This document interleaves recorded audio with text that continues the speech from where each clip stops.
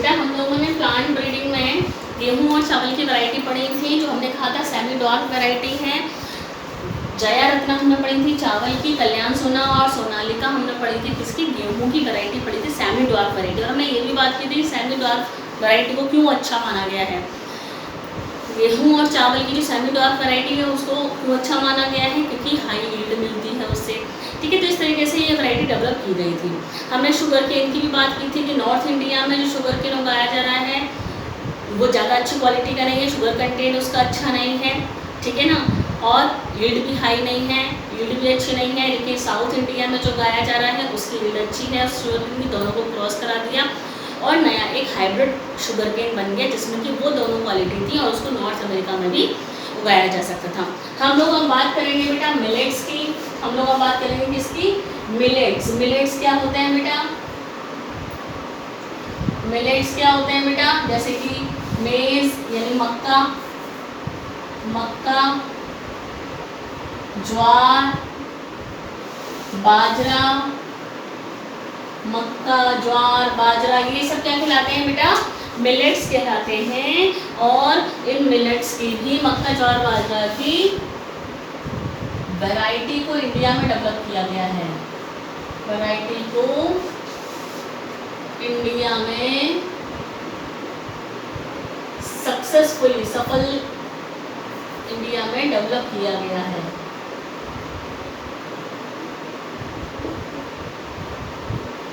और इनको क्या बोलते हैं, pseudo cereals, pseudo cereals, pseudo यानी फॉल्स, नकली, सीरियल्स आप जानते हैं अनाज, ठीक है, सूडो सीरियल्स इनको बोला जाता है। अब हम लोग बात करते हैं बेटा मिलेट्स के बाद plant breeding for disease resistance, plant breeding for disease resistance. बेटा अभी हम लोगों ने इससे पहले गेहूं, चावल, शुगर केन इन सब की बात की तो हमने कहा यील्ड को बढ़ाना है, यील्ड को बढ़ाना है। अब हमने कहा था, हमने पहले ही बात करी थी कि जो डिजायर्ड करेक्टर होते हैं, ज़्यादातर सबसे ज़्यादा डिजायर्ड करेक्टर कौन कौन से होते हैं, यील्ड हाई होनी चाहिए या यील्ड हाई होनी चाहिए और डिजीज से रेजिस्टेंट होना चाहिए, बीमारी ना लगे, कीड़े ना लगे उस प्लांट में। ये दो करेक्टर्स ऐसे होते हैं जो कि डिजायर्ड करेक्टर कहलाते हैं। हमने हाई यील्ड की बात कर ली, यील्ड हाई कैसे मिल सकती है, सेमी डॉर्फ वैरायटी पढ़ेंगे उसके लिए। अब हम बात करते हैं कि डिजीज रेजिस्टेंट प्लांट ब्रीडिंग के लिए जो डिजीज रेजिस्टेंट प्लांट जो बनाए जाते हैं, प्लांट ब्रीडिंग अगर की जा रही है तो प्लांट ब्रीडिंग जो की जा रही है वो डिजीज रेजिस्टेंस के लिए की जाए। तो प्लांट्स में जो डिजीज लगती हैं, प्लांट्स में जो डिजीज लगती हैं, प्लांट में जो डिजीज लगती हैं उनके जो पैथोजन होते हैं, यानी प्लांट में किस किस पैथोजन से, पैथोजन यानी डिजीज पैदा करने वाले जर्म्स, कौन कौन से प्लांट के पैथोजन होते हैं, बैक्टीरिया, बैक्टीरियल डिजीज भी लग सकती है प्लांट में, वायरल डिजीज भी लग सकती है और फंजाई से भी हो सकती है। तो वायरस, बैक्टीरिया, फंजाई ये सब क्या करते हैं, ये डिजीज पैदा कर सकते हैं प्लांट में। और इन सारी वायरस, बैक्टीरिया और फंजाई से 20 से 30% का लॉस हो जाता है, 20 से 30% का लॉस हो जाता है प्लांट में, 20 से 30% की हानि हो जाती है, 20 से 30% फसल जो है खराब हो जाती है और कभी कभी तो कंप्लीटली लॉस, पूरी तरीके से फसल कंप्लीट लॉस, कंप्लीटली डैमेज हो जाती है फसल। यानी कि अगर किसी फसल में कीड़े लग गए हैं तो 20 से 30% की हानि तो होती है और कभी कभी तो पूरी फसल जो है वो खराब हो सकती है इन डिजीज़ में। अगर इन प्लांट्स में अगर ये डिजीज़ लग जाती है इन सब पैथोजन की वजह से, तो प्लांट में फसल में 20 से 30% की हानि हो सकती है या फिर पूरी तरीके से फसल खराब हो सकती है। तो ऐसा प्लांट बनाने की ज़रूरत पड़ी कि उस प्लांट में डिजीज़ लगे ही ना, ऐसी फसल उगाई जाए जिसमें कि कभी डिजीज़ लगे ही ना। तो ऐसे प्लांट बनाए जा चुके हैं जिसमें कि डिजीज़ नहीं लगती है। डिजीज़ रेजिस्टेंट प्लांट के लिए, डिजीज़ रेजिस्टेंस प्लांट के लिए प्लांट ब्रीडिंग की जा चुकी है। तो ऐसी प्लांट ब्रीडिंग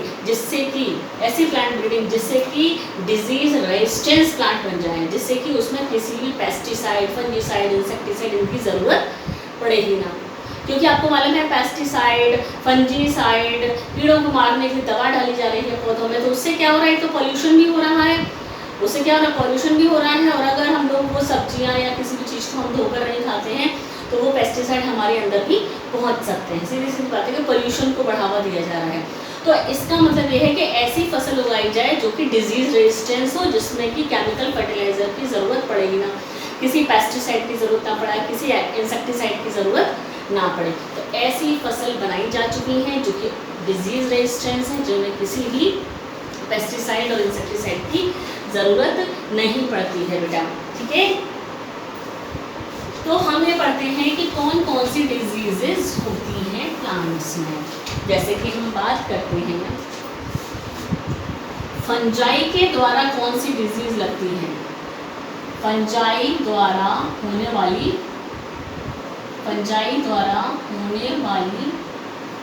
डिजीज प्लांट्स में कौन कौन सी है, ये आप पढ़ चुके हैं बेटा। किसमें? आप फंजाई वाले चैप्टर में 11 में पढ़ चुके हैं। ब्राउन रस्ट ऑफ व्हीट एक आपने पढ़ी है बेटा, ब्राउन रस्ट ऑफ व्हीट, गेहूं की पत्तियों पर लाल लाल कलर के धब्बे पड़ जाते हैं, ब्राउन रस्ट ऑफ व्हीट। ठीक है, और red rot of sugar cane, red rot यानी लाल रंग के चकत्ते जैसे पड़ जाते हैं गेहूं के, शुगर के यानी गन्ने के स्टैम पर, पत्तियों पर या स्टैम पर रेड कलर के धब्बे पड़ जाते हैं, red rot of sugar cane. ठीक है, एक होती है late blight of potato, late blight of potato.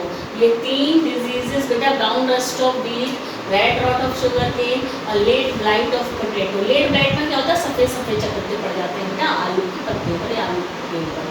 ठीक है, तो ये जो बीमारियां हैं ये फंजाई से होने वाली बीमारियां हैं जो कि प्लांट्स में लग रही हैं। ठीक है, फंजाई द्वारा होने वाली बीमारियां। अब हम बात करते हैं बैक्टीरिया के द्वारा। बैक्टीरिया द्वारा प्लांट में कौन सी बीमारी होती है?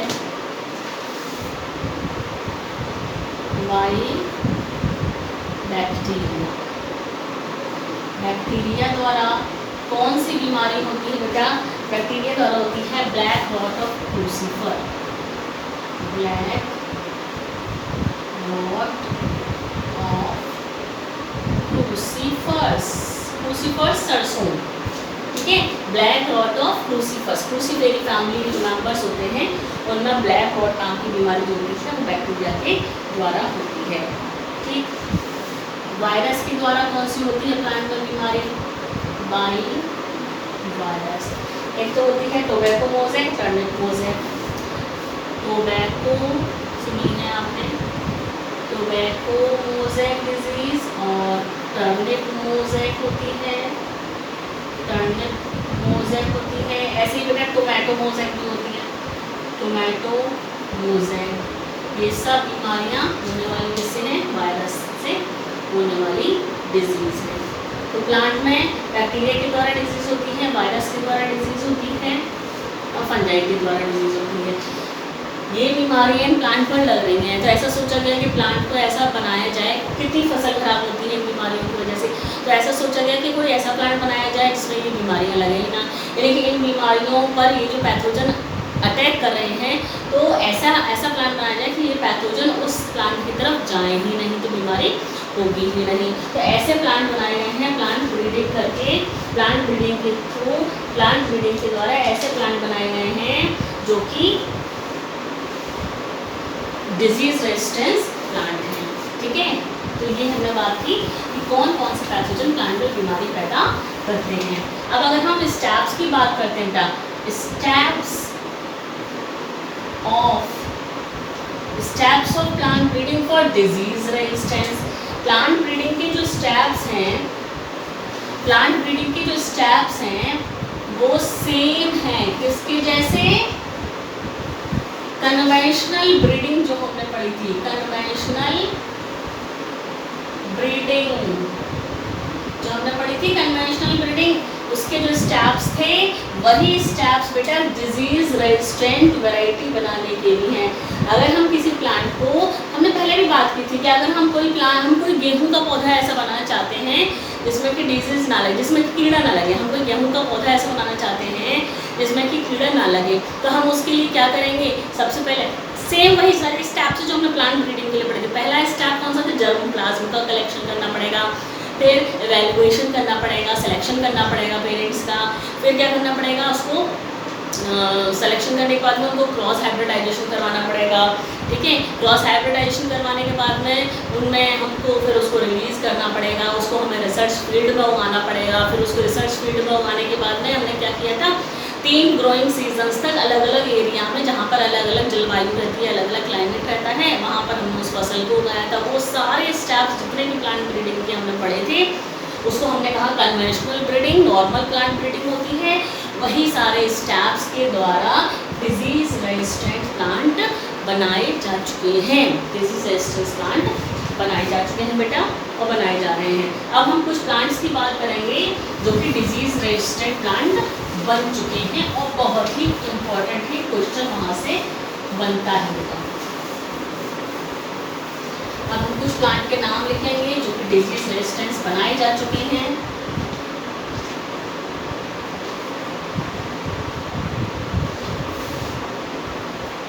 Breeding plants for disease resistance, ठीक है। हम एक चार्ट बनाएंगे, क्रॉप लिखेंगे, यहाँ पर उसकी वैरायटी लिखेंगे और किस बीमारी से उसका रेजिस्टेंस है वो रेजिस्टेंस फॉर डिजीज, किस बीमारी से उसका रेजिस्टेंस है वो लिखेंगे। पहली क्रॉप हम लिखेंगे क्या, वीट, गेहूँ। गेहूँ की जो वैरायटी बनाई गई है उसका नाम है हिमगिरी। गेहूँ की जो वैरायटी बनाई गई है उसका नाम है हिमगिरी। और किस बीमारी से इसका रेजिस्टेंस है, leaf and stripe, leaf and stripe rust and hill burn. बेटा इसको याद करने का मैं एक तरीका बता रही हूँ। गेहूं की ये वैरायटी जो बनाई गई है हिमगिरी, गेहूं की वैरायटी है हिमगिरी। इसको याद करने का तरीका ये है कि मतलब ये हिमगिरी वैरायटी कौन सी बीमारी के रेजिस्टेंस से, कौन सी बीमारी इस हिमगिरी में नहीं लगती है, leaf and stripe rust and hill burn. आपको याद करने का तरीका ये, हिल यानी पहाड़, पहाड़ यानी हिम, हिल यानी पहाड़, पहाड़ यानी हिम। हिल बर्न के लिए, लीफ रस्ट के लिए आप यदि याद करेंगे हिल बर्न यानी हिल मतलब पहाड़ और हिम मतलब भी पहाड़। तो इसको इससे कनेक्ट करके आप याद रखिएगा कि गेहूँ की ये बीमारी है, ये गेहूँ की ये वैरायटी है हिमगिरी, जो कि इस बीमारी से बचने के लिए है। इस बीमारी से प्रतिरोधक क्षमता इस प्लांट के अंदर इन बीमारियों के लिए प्रतिरोधक क्षमता है, ठीक है। तो गेहूं की ये वैरायटी आपको याद रखनी है हिमगिरी, जिसमें लीफ एंड स्ट्राइप रस्ट और हिल बर्न नाम की बीमारी नहीं होती है। दूसरी हम पढ़ रहे हैं अब ब्रैसिका। ये याद करना पड़ेगा बेटा, ये याद करने वाला पार्ट है इसका। ब्रैसिका, ब्रैसिका की वैरायटी बनाई गई है पूसा स्वर्णिम, जिसको करण राई भी कहते हैं। ये क्या है, सरसों, करण राई भी कहते हैं, क्या कहते हैं, करण राई। और ये किस बीमारी के लिए बनाई गई है, वाइट रस्ट। इस किस बीमारी के लिए बनाई गई है? वाइट रस्ट के लिए। तीसरा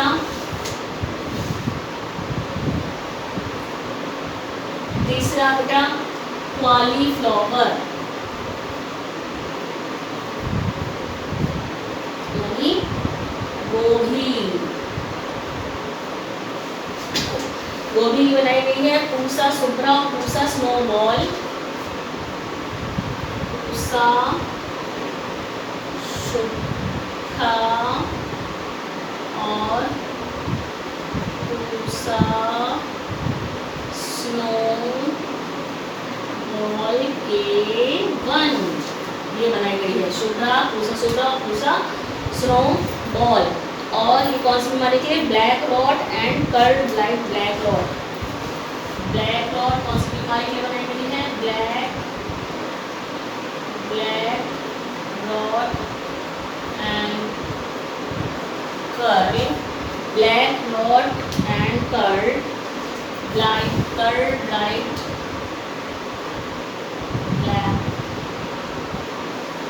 कर्ड ब्लाइट ब्लैक, ठीक है, कॉलीफ्लावर के बनाई गई है। ऐसे नहीं बेटा, काउपी किसको बोलते हैं? ये आपका होता है लोबिया।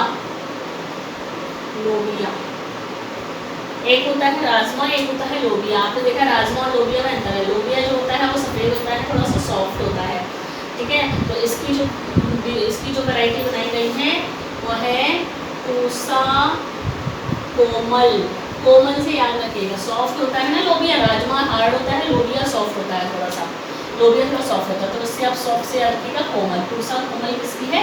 काउपी यानी कि लोबिया के लिए है। और कौन सी बीमारी से बचाता है? बैक्टीरियल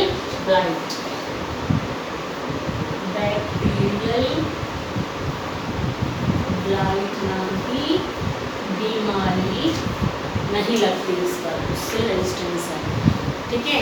एक हमें और पढ़नी है चिली। वहाँ पर इसको हटा के लिख रही हूँ मैं, चिली।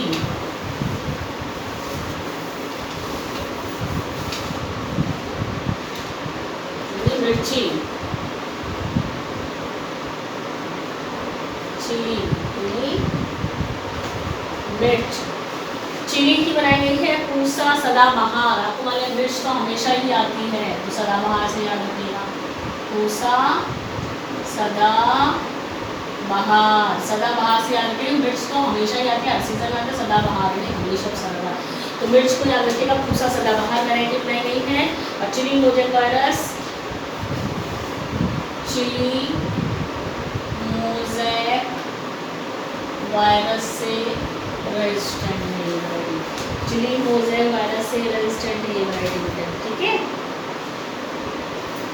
ये आपको 5 याद रखनी है। ये आपको 5 वैरायटी जो हमने लिखी है बेटा, ये आपको याद रखनी है। मैंने एक थोड़ा हिंट बता दिया आपको कि आप इसको याद कैसे रखेंगे। इसको अपना कॉलीफ्लावर कैसा होता है, गोभी कैसा होता है? वाइट होता है। वाइट से आप कैसे याद रखेंगे?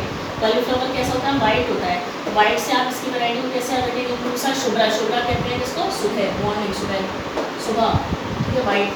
और पूसा स्नोबॉल यानी बर्फ़ की बॉल। बर्फ़ कैसे होती है? वाइट होती है। तो आप याद रखिए गोभी की वैरायटी है पूसा शुभ्रा और पूसा स्नोबॉल। ये दोनों का मतलब है क्या? सफ़ेद, वाइट। गोभी कैसा होता है? सफ़ेद। तो इससे ही याद करने का थोड़ा सा हिंट आपको याद हो जाएगा। बाकी आप अपनी कोई ट्रिक बना सकते हैं, ठीक है। तो ये हमने पढ़ी कि कौन सी ये सारी हमने जो वैरायटी पढ़ी हैं, चिली की, मिर्च की, गोभी की, ठीक है ना, लोबिया की, ये सब वैरायटी डिजीज़ रेजिस्टेंट बनाई जा चुकी हैं कन्वेंशनल ब्रीडिंग करके। डिजीज़ से रेजिस्टेंट इनको बनाया जा चुका है। इनके नाम आपको याद करने पड़ेंगे, ये क्वेश्चन पूछा जाता है। अब हम बात करें कन्वेंशनल ब्रीडिंग की।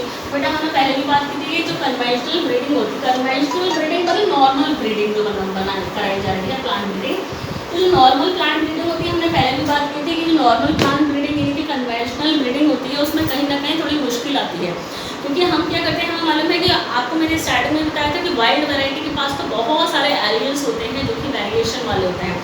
तो हम उन सारे के सारे वाइल्ड वैरायटी के एलियंस को एक साथ नहीं इकट्ठा कर सकते हैं, मतलब एक साथ हम उसको नहीं, वो तो लिमिटेड होते हैं। आप कैसे मतलब 2 प्लांट को तो सेलेक्ट कर पाएंगे, लिमिटेड होते हैं। तो हम उस तरीके से एक ही प्लांट में कुछ एक ही कैरेक्टर को ला सकते हैं या 2 कैरेक्टर को ला सकते हैं। सारे के सारे वाइल्ड एलील को हम एक साथ इकट्ठा नहीं कर सकते हैं। तो थोड़ा सा ये प्रॉब्लम है कन्वेंशनल ब्रीडिंग में। इसीलिए साइंटिस्ट ने क्या सोचा था, हमने कहा था साइंटिस्ट ने सोचा इससे तो अच्छा है कि जीन को निकाल कर उसको चेंज करके जीन को, उसका जो जीन डिजीज रेजिस्टेंट है या किसी भी चीज़ के लिए जो हमारा डिजायर कैरेक्टर है उसका जीन निकालो किसी प्लांट में से और दूसरे प्लांट में डाल दो तो हो जाएगी ब्रीडिंग। तो अब क्या है, जो नॉर्मल जो अब मेथड्स आ रहे हैं वो इसी तरीके से आ रहे हैं। तो हम बात करते हैं disadvantage of conventional breeding. Conventional breeding के डिसएडवांटेज ये है कि सारे के सारे वाइल्ड एलियंस को लोकेट कर पाना कठिन होता है इसमें। अदर मेथड्स में और कन्वेंशनल ब्रीडिंग के अलावा दूसरे मेथड्स को यूज़ किया जा रहा है ब्रीडिंग कराने में। कौन कौन से मेथड्स को? जेनेटिक इंजीनियरिंग को यूज़ किया जा रहा है ब्रीडिंग के लिए। जेनेटिक इंजीनियरिंग को यूज़ में लिया जा रहा है, जेनेटिक इंजीनियरिंग के द्वारा ब्रीडिंग कराई जा रही है। और सोमा क्लोनल वेरिएंट्स में क्रॉस कराया जा रहा है। बेटा ये सोमा क्लोनल वेरिएंट्स हम लोग पढ़ेंगे टिश्यू कल्चर में, ठीक है। हमने कहा प्लांट ब्रीडिंग को और ज़्यादा अच्छा बनाने के लिए, जिससे कि सारे हम वाइल्ड एलील जो है वो एक साथ ला पाएँ, तो उसके दूसरे मेथड्स को यूज़ किया जा रहा है। कौन कौन से मेथड? जेनेटिक इंजीनियरिंग के द्वारा। जेनेटिक इंजीनियरिंग आपने पढ़ी है क्या बायोटेक्नोलॉजी में? जेनेटिक इंजीनियरिंग के द्वारा नए नए प्लांट ब्रीडिंग के मेथड्स बनाए जा रहे हैं, जैसे कि बहुत सारे अच्छे कैरेक्टर्स जो है यूज़ में लाए जा रहे हैं। सोमा क्लोनल वेरिएंट्स में क्रॉस कराया जा रहा है। सोमा क्लोनल वेरिएंट्स कौन से? टिश्यू कल्चर के द्वारा जो फसल बनाई गई है, टिश्यू कल्चर के द्वारा जो प्लांट बनाए गए हैं वो सोमा क्लोनल में पढ़ेंगे। तो सोमेटिक हाइब्रिडाइजेशन वगैरह जब पढ़ेंगे तब आएंगे सोमा क्लोनल वेरिएशन। तो soma clonal variation tissue culture के द्वारा बनाए गए वेरिएशंस हैं। और तीसरा होता है म्यूटेशन ब्रीडिंग। तो ये तरीके अब आ चुके हैं जो कि कन्वेंशनल ब्रीडिंग से ज़्यादा अच्छे हैं और उपयोगी हैं और हम इनसे ज़्यादा अच्छी फसल बना सकते हैं, यानी कि बहुत सारे कैरेक्टर्स को जो हमारे डिज़ाइन कैरेक्टर उनको इससे यूज़ कर सकते हैं। बेटा ये आप बायोटेक्नोलॉजी में पढ़ेंगे, ये सोमा क्लोनल में आपको टिश्यू कल्चर में बताऊँगी। हम बात करते हैं अभी किसकी? म्यूटेशन ब्रीडिंग की। तो म्यूटेशन ब्रीडिंग क्या होता है? म्यूटेशन ब्रीडिंग का मतलब क्या? म्यूटेशन कर देना किस डीएनए में, यानी कि जीन में। आपको मालूम है जीन्स में चेंजेस कर देंगे तो फिर तो प्रोटीन चेंज हो जाएगा, तो कैरेक्टर चेंज हो जाएगा। तो म्यूटेशन ब्रीडिंग क्या है? म्यूटेशन ब्रीडिंग का मतलब है डीएनए की जो नाइट्रोजन बेस होते हैं, डीएनए के नाइट्रोजन बेस में चेंज कर देना। डीएनए के नाइट्रोजन बेस में चेंज कर दीजिए, प्लांट ब्रीडिंग हो, म्यूटेशन ब्रीडिंग कहलाएगी। क्या कहलाएगी वो? म्यूटेशन ब्रीडिंग कहलाएगी। यानी प्लांट ब्रीडिंग की गई है किसके द्वारा? म्यूटेशन करके। प्लांट ब्रीडिंग की गई है म्यूटेशन के द्वारा। प्लांट ब्रीडिंग की गई है म्यूटेशन के द्वारा, यानी म्यूटेशन किया गया है फिर प्लांट ब्रीडिंग की गई। तो हम म्यूटेशन ब्रीडिंग की बात करते हैं बेटा।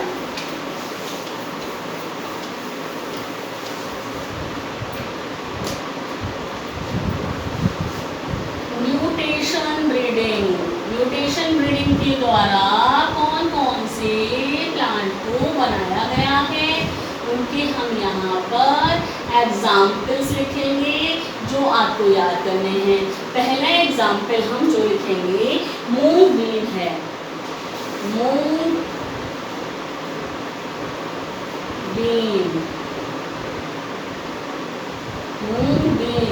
जिसमें किस बीमारी से रेजिस्टेंस के लिए? येलो मोज़ेक वायरस और पाउडरी माइल्ड्यू।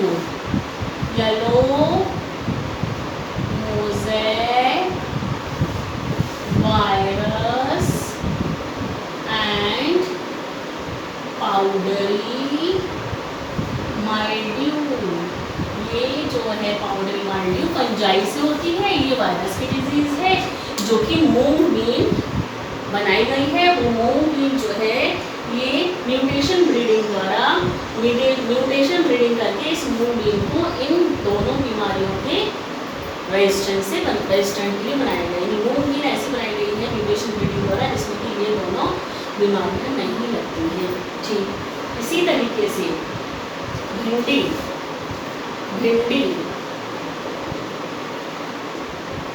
जिसको कि लेडी फिंगर बोलते हैं, और इसका जो साइंटिफिक नेम है वो है एपल मॉस्कस एस्कुलेंटस। एपल मॉस्कस एस्कुलेंटस, ये भिंडी का साइंटिफिक नेम है। इस भिंडी को भी बेटा म्यूटेशन ब्रीडिंग के द्वारा बनाया गया है, येलो मोज़ेक वायरस के लिए, येलो मोज़ेक वायरस बीमारी से बचाने के लिए। ठीक है, और इसको वाइल्ड स्पीशीज से, इस कैरेक्टर को, इस भिंडी की वाइल्ड यानी कि वाइल्ड स्पीशीज थी भिंडी की वाइल्ड स्पीशीज थी, उस वाइल्ड स्पीशीज से येलो मोज़ेक वायरस का जो जीन था वो उसके अगेंस्ट जो काम कर रहा था उसको निकाल के भिंडी में डाल दिया, नई वैरायटी बन गई। वाइल्ड स्पीशीज से इस कैरेक्टर को ट्रांसफर किया गया है, वाइल्ड स्पीशीज से ट्रांसफर किया गया है इसके अंदर, भिंडी के अंदर जीन को। तो ये वैरायटी बनी है भिंडी की जो कि येलो मोज़ेक वायरस डिजीज से रेजिस्टेंट है। ठीक है बेटा, तो ये भिंडी की वैरायटी है जो कि म्यूटेशन ब्रीडिंग द्वारा बनाई गई है। ठीक है, म्यूटेशन इसमें भिंडी में किया गया, तो इससे जो बनी वो भिंडी बनी परभानी क्रांति। इम्पोर्टेंट है, परभानी क्रांति भिंडी की ये वैरायटी है जो कि वाइल्ड वैरायटी से बनाई गई है। भिंडी की ये वैरायटी है जो कि वाइल्ड वैरायटी से बनाई गई है। ठीक है, येलो मोज़ेक वायरस की। ठीक, तो हमने बात की कि डिजीज से बचने के लिए डिजीज रेजिस्टेंट वैरायटी कौन कौन सी बनाई गई है। अब हम बात करेंगे प्लांट ब्रीडिंग इंसेक्ट पेस्ट के लिए। कीड़े लग जाते हैं, अगर फसल में कीड़े लग जाते हैं तो कीड़े बहुत नुकसान करते हैं फसल का बहुत नुकसान करते हैं। वो कीड़े क्या करते हैं, या तो जो फल होता है उसके अंदर पूरा होल कर देते हैं, छेद कर देते हैं। ठीक है, या स्टैम जो होता है उसके अंदर होल कर देते हैं, या लीफ जो होती है उसके अंदर छेद से बना देते हैं। आपको मालूम, तो उससे पूरी फसल खराब हो जाती है। तो इंसेक्ट से रेजिस्टेंट भी, क्योंकि हमें मालूम है कि फसल पर हम इंसेक्टिसाइड डालेंगे तो वो पोल्यूशन करेगा, तो हम कम से कम इंसेक्टिसाइड को यूज़ करें, तो पोल्यूशन भी बचेगा, पोल्यूशन भी नहीं होगा और इंसेक्ट भी नहीं आएंगे वहाँ पर। तो कुछ ऐसा जीन उन प्लांट के अंदर डाल दिया जाए जिससे कि वो कीड़े उन प्लांट के पास आना बंद हो जाएं। जैसे कि आपने बेटे पढ़ा होगा उसमें बायोटेक्नोलॉजी में बीटी कॉटन वाला जो प्लांट बनाया गया है, बैसिलस थ्रूजेनेसिस। ठीक है, बैसिलस थ्रूजेनेसिस। ठीक है, तो बैसिलस थ्रूजेनेसिस क्या बैक्टीरिया के अंदर था, उसको ट्रांसफर कर दिया गया उस जीन को, बॉल बार माना वहाँ बंद हो गए। कि ये कीड़े जो होते हैं ये प्लांट की तरफ अट्रैक्ट होते हैं, कीड़े जो होते हैं वो प्लांट की तरफ अट्रैक्ट होते हैं, तो उनको खाना शुरू कर देते हैं। तो अगर उन प्लांट में कुछ ऐसा कर दिया जाए कि कीड़ों के लिए जो खाने की चीज़ है उसमें वो बनना ही बंद हो जाए, कीड़े जिस चीज़ से अट्रैक्ट हो रहे हैं वो उसमें बंद हो जाए बनना। तो हम अगर किसी भी प्लांट को इंसेक्ट रेजिस्टेंट बनाना चाहते हैं, कीड़ों से प्रतिरोधक बनाना चाहते हैं, इंसेक्ट रेजिस्टेंट प्लांट अगर बनाना चाहते हैं, तो हम उन प्लांट की मॉर्फोलॉजी में चेंज कर सकते हैं, बायोकेमिकल चेंज कर सकते हैं और फिजियोलॉजिकल चेंज कर सकते हैं। मॉर्फोलॉजिकल, फिजियोलॉजिकल, बायोकेमिकल चेंज अगर हमने इसमें कर दिए, मॉर्फोलॉजिकल यानी कुछ ऐसे चेंजेस हो जाएं, पत्तियाँ चेंज हो जाएं, पत्तियों की मॉर्फोलॉजी चेंज हो जाए, जैसे कि कीड़े वहाँ पर अट्रैक्ट ना हो। ठीक है, या स्टैम में कोई चेंज कर दिया जाए, स्टैम को सॉलिड बना दिया जाए, कुछ ऐसा कुछ जीन में चेंज किया जाए, कुछ ऐसा जीन्स में चेंज किया जाए, स्टैम हो जाए सॉलिड। स्टैम इतना सॉलिड हो जाए कि वो होल ना कर पाए, वो उसको खा ना पाए, इंसेक्ट जो है वो उसके स्टैम को खा ना पाए, ऐसा किया जा सकता है। हम ऐसा भी कर सकते हैं कि कुछ पत्तियाँ ऐसी होती हैं जिसमें कि नेक्टर होता है, नेक्टर यानी उसका जो रस होता है उसको खाने के कीड़े आते हैं, बॉल वर्म ज़्यादातर होते हैं जो कि नेक्टर को खाना आते हैं। तो हम ऐसे प्लांट बनाए जिसमें नेक्टर ही ना हो, तो उसके लिए क्या करना पड़ता है, जीन्स में चेंजेस कर देंगे ठंडे इंजीनियरिंग के द्वारा। हम मॉर्फोलॉजी में चेंज कर सकते हैं, हम फिजियोलॉजी में चेंज कर सकते हैं, हम बायोकेमिस्ट्री जो उसके अंदर मेटाबॉलिक रिएक्शंस चल रही हैं उनमें चेंजेस कर सकते हैं। तो इसके द्वारा हम इंसेक्ट रेजिस्टेंट वैरायटी को बना सकते हैं और वो बनाई गई हैं। तो कौन कौन सी इंसेक्ट रेजिस्टेंट वैरायटी बनाई गई हैं वो हम लोग बात करेंगे, ठीक है। तो हमने कहा कि इंसेक्ट से भी रेजिस्टेंस जो होता है, इंसेक्ट रेजिस्टेंस जो होता है, इंसेक्ट से रेजिस्टेंट जीन जो है अगर किसी भी प्लांट के अंदर या किसी वाइल्ड वैरायटी के अंदर, मतलब कोई प्लांट है हम उसको बनाना चाहते हैं इंसेक्ट रेजिस्टेंट, तो हमें मालूम है कि उसी की वैरायटी का एक वाइल्ड वैरायटी में प्लांट है, उस वाइल्ड वैरायटी में कीड़े नहीं लग रहे हैं, तो हम क्या करेंगे उस वाइल्ड वैरायटी से जीन को लाएंगे और उसको दूसरे यहाँ पर जो डोमेस्टिक प्लांट है उसमें डाल देंगे, तो वो जीन जो है वहाँ डेवलप करने लगेगा और वो वाला प्लांट भी जो हमने जिसमें हमने जीन ट्रांसफ़र कराया वो भी बिल्कुल वाइल्ड वैरायटी जैसा बन जाएगा, यानी कि उसमें भी इंसेक्ट लगना, उसमें भी कीड़े लगना बंद हो जाएंगे। इससे ज़्यादा से ज़्यादा हमारे इंसेक्टिसाइड और पेस्टिसाइड का यूज़ कम होगा और पोल्यूशन कम होगा। नेक्स्ट हम लोग नेक्स्ट लेक्चर में बेटा इंसेक्ट रेजिस्टेंट प्लांट के बारे में बात करेंगे। ये सब चीज़ें बेटा आज ही मैंने बताई हैं, ये याद करने वाली चीज़ें हैं जो आपको याद करनी पड़ेगी और क्वेश्चन यहाँ इनमें से बनते हैं, यहाँ से क्वेश्चन बनते हैं बेटा इसमें ना, ये एग्जाम्पल्स के क्वेश्चन बहुत बनते हैं।